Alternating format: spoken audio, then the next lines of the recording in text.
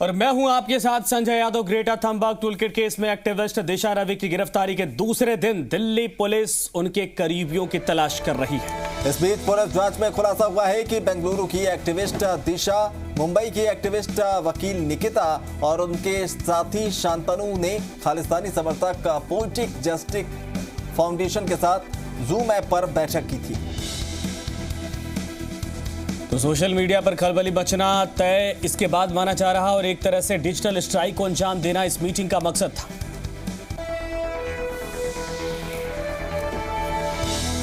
तो टूलकिट साजिश पर दिल्ली पुलिस ने बड़ा खुलासा किया है और पूरे देश को इस बात को लेकर इंतजार था। खुलासे के आरोपी ने टूलकिट बनाने की बात कबूल की है। दिल्ली पुलिस की तरफ से यह दावा किया गया है दिशा और शांतनु ने मिलकर ये टूलकिट बनाया था। 11 जनवरी को निकिता और शांतनु ने जूम ऐप के जरिए एक बैठक की थी। 26 जनवरी को जानबूझकर हिंसा फैलाई गई, ये भी दावा दिल्ली पुलिस की तरफ से किया गया। क्या देशद्रोह की कोई उम्र होती है? क्या उम्र 21 या 22 हो तो दंगा फैलाने की आजादी होती है? सुनने में सवाल अजीब लगे, लेकिन दिल्ली हिंसा की अंतर्राष्ट्रीय टूलकिट तैयार करने और इस साजिश में शामिल होने के आरोप में जिस दिशा रवि को बेंगलुरु से गिरफ्तार किया गया, उसको बचाने के लिए सबसे बड़ा हवाला उसकी उम्र का दिया जा रहा है। लेकिन दिशा रवि का बचपना और वो कितनी बच्ची है, इसका खुलासा इस रिपोर्ट में आप देखेंगे, जिसके बाद आप समझ पाएंगे कि अपराध का उम्र से कोई रिश्ता नहीं होता।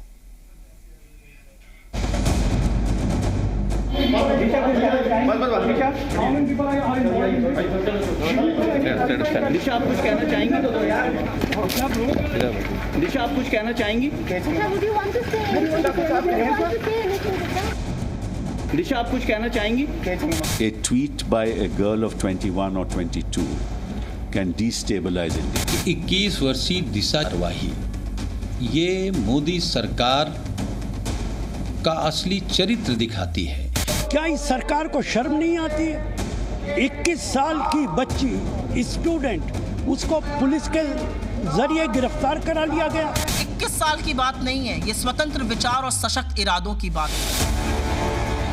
जो ये कहकर सहानुभूति जता रहे हैं कि दिशा तो सिर्फ 22 साल की है, जो ये कहकर गिरफ्तारी पर सवाल उठा रहे हैं कि दिशा तो बच्ची है, उन्हें 33 शब्दों का वो व्हाट्सएप मैसेज देखना चाहिए जिसे दिशा रवि ने ग्रेटा थनबर्ग को लिखा।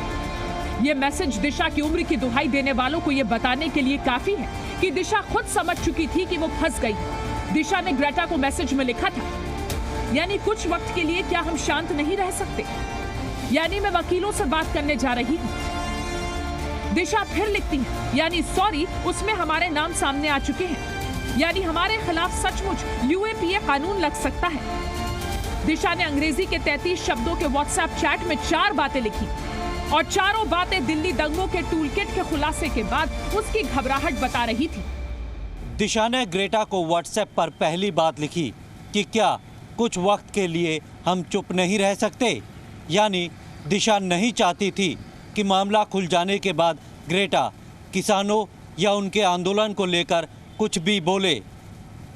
दिशा की इस घबराहट की वजह थी दिल्ली दंगों का वो टूलकिट जिसे ग्रेटा ने सोशल मीडिया पर शेयर कर दिया था।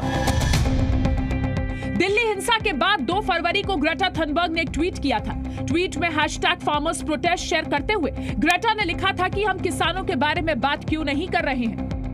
ग्रेटा ने इसी ट्वीट में गलती से वो टूलकिट भी शेयर कर दी थी, जिससे खुलासा हो गया कि कैसे 3 जनवरी से ही 26 जनवरी के दिन दंगों की पूरी तैयारी हो रही थी। दिशा ने अपने साथियों शांतनु और निकिता जैकब के साथ मिलकर टूलकिट गूगल डॉक्यूमेंट को बनाया। दिशा की जो फ्राइडे फॉर फ्यूचर नामक पर्यावरण आंदोलन से जुड़ी हैं, उसने ही ग्रेटा थनबर्ग को टेलीग्राम पर यह टूलकिट भेजी है। अपने 33 शब्दों के व्हाट्सएप चैट में दिशा ने दूसरी सबसे बड़ी बात ये लिखी कि वो जल्द ही अपने वकीलों से बात करने जा रही है। यानी दिशा को ये पता था कि उसके कहने पे ग्रेटा ने जिस टूलकिट को शेयर किया है, उसकी वजह से उसको पुलिस कभी भी गिरफ्तार कर सकती है। यानी 21 साल की दिशा को ये पता था कि उसने कौन सा अपराध किया है। बेंगलुरु की दिशा रवि दंगों के उस पावर प्रेजेंटेशन की एडिटर भी थी, जिसे ग्रेटा ने 3 फरवरी को पहले शेयर किया, फिर डिलीट कर दिया था। ग्रेटा ने उसकी कुछ लाइनें हटाकर उसे दोबारा ट्वीट किया। उन शब्दों को टूलकिट से एडिट करने का काम दिशा रवि ने ही किया था। इन डॉक्यूमेंट्स के तार खालिस्तान समर्थक संस्था पोएटिक जस्टिस फाउंडेशन से जुड़े हुए हैं। शायद इसी वजह से दिशा ने ग्रेटा थनबर्ग को अपने व्हाट्सएप चैट में ये तीसरी बड़ी बात कही। दिशा ने कहा कि सॉरी, उसमें हमारे नाम सामने आ चुके हैं, उसमें यानी दंगों के टूल किट के मामले में। यानी दिल्ली दंगों की टूलकिट की एडिटर दिशा रवि को आभास हो चुका था कि वो किसी भी वक्त गिरफ्तार हो सकती है, क्योंकि साइबर सेल पता लगा चुकी थी कि 11 जनवरी को दंगों के मास्टरमाइंड माने जा रहे मोहम्मद धालीवाल से दिशा और उसकी दोस्त निकिता जैकब की ऑनलाइन मीटिंग हो चुकी है।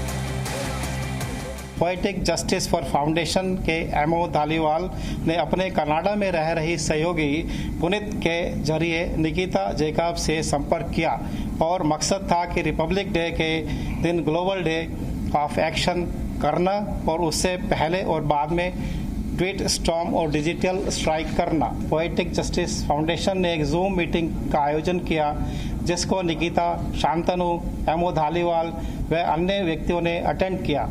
इस मीटिंग के दौरान निर्णय लिया गया कि इस कैंपेन को विश्व स्तर पर फैलाया जाए और धालीवाल का मकसद इस मुद्दे को बड़ा बनाना और किसानों के बीच असंतोष व गलत जानकारी फैलाना था।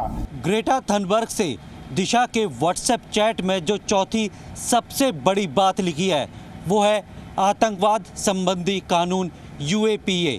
दिशा ने ग्रेटा को लिखा था कि हमारे खिलाफ सचमुच UAPA लग सकता है, यानी दिशा जानती थी कि वो जिस साजिश में शामिल है वो कोई मामूली अपराध नहीं बल्कि आतंकवादी गतिविधि है। सोचिए, 22 साल की दिशा को दिल्ली दंगों की टूलकिट एडिट करने का अधिकार दिया गया था। मतलब ये कि दिशा दिल्ली दंगों के साजिशकर्ताओं के लिए काफी भरोसेमंद थी, इसलिए दिशा देशद्रोह समेत कई गंभीर आरोप में गिरफ्तार हुई है। ब्यूरो रिपोर्ट, जी मीडिया।